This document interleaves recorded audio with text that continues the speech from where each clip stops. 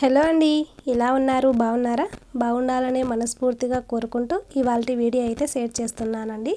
ఇంకా పిల్లలు వచ్చినారు, సాయంత్రం ఏమన్నా తింటారు అని చెప్పేసి బొబ్బర్లు అలసందలు అంటారు కదా, వాటిని నానబెట్టుకున్నానండి గుగ్గులు చేయాలని. మేము ఏ విధంగా చేసుకుంటాము గుగ్గుళ్ళు అలసందలతో అనేది చూపిస్తాను ఈ వీడియోలో. వీటిని ఉదయం పూట తినాలనుకుంటే రాత్రే నానబెట్టుకోవాలి. మనం సాయంత్రం తినాలనుకుంటే పొద్దున నానబెట్టుకుంటే సరిపోతుంది అనమాట.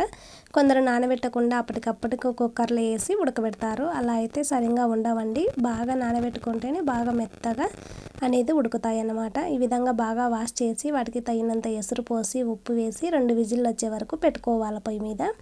ఆ తర్వాత వీటిని గుగ్గులు చేయాలంటే వాటికి తాలింపు పెట్టుకోవాలి కదా. ఆ విధంగా ఒక 2 ఉల్లిగడ్డలను అయితే తీసుకున్నాను, పచ్చిమిరపకాయలను కూడా తీసుకుంటాను. ఈ మధ్య ఆనియన్స్కి అయితే ఆ విధంగా నలుపు మసిలక్క వస్తుందండి. అవి చాలా డేంజర్ అంట. అందరూ బాగా కడిగి తినండి. కూరగాయలను, కాయగూరలను, ఆకుకూరలను అన్నిటిని బాగా కడిగిన తర్వాతనే వంట చేయండి.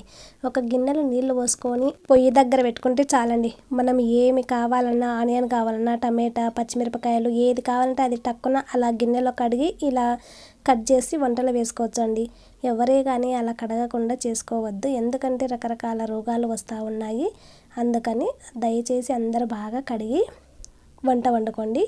ఆ తర్వాత ఈ విధంగా అన్ని పచ్చిమిరపకాయలు, ఆనియన్స్ కట్ చేసి పెట్టుకున్నా కదా, అంత లోపల ఈ అలసందలు అయితే ఉడికిపోయినాయి. చూడండి ఎంత మెత్తగా ఉడికినాయంటే దానికి కారణం ఏంటంటే నేను పొద్దున నానబెట్టుకోవడం వలన అనమాట.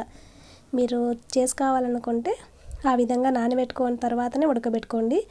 అంత ఎసురు పోసినవి ఎందుకు అనుకుంటారా? ఆ విధంగా వడగట్టిన తర్వాత వచ్చిన కట్టుతో నేనైతే చారు అయితే చేస్తానండి. చాలా కమ్మగా టేస్టీగా ఉంటుంది. ఎప్పుడన్నా ట్రై చేశారా? లేదంటే నేను నెక్స్ట్ వీడియోలో చేస్తాను, అది చూసి చేసుకోండి. ఈ చారు అనేది నెక్స్ట్ వీడియోలో వస్తుంది అనమాట. ఇప్పుడైతే కడాయిలో నూనె పోసుకొని వేడైనాక తాలింపు గింజలు, ఆనియన్స్ వేసుకున్నాను. ఈ ఆనియన్స్ అనేది ఎక్కువ ఎర్రగా కాకుండా మీడియంలో ఫ్రై అయ్యేటట్టు వేయించుకోండి. బాగా క్రంచీగా ఉంటాయి అన్నమాట. ఆ తర్వాత సన్నగా తరిగి పెట్టుకున్న పచ్చిమిర్చిని కూడా వేసి బాగా వేయించుకోండి. 2 బాగా నూనెలో మగ్గుతేనే బాగుంటుందండి, మగ్గకుండా వేయొద్దు. అప్పుడే ఆ టేస్ట్ అనేది తెలుస్తుంది.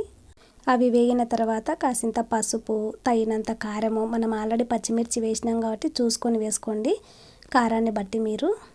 తర్వాత ఉడకబెట్టిన అలసందలను వేసుకొని బాగా అలా కలుపుకోవాలండి.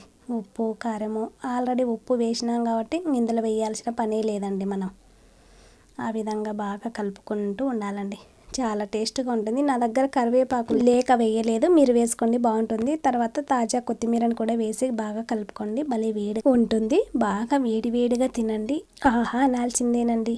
ప్రోటీన్ పుష్కలంగా ఉండే ఈ అలసందల గుగ్గులను మీరు కూడా తప్పకుండా ఒకసారి ట్రై చేయాల్సిందేనండి. ఎలా ఉందనేది కూడా కామెంట్ చేయండి. ఇలాంటి మంచి మంచి వీడియోల కోసం మన ఛానల్ అయితే సబ్స్క్రైబ్ చేయండి.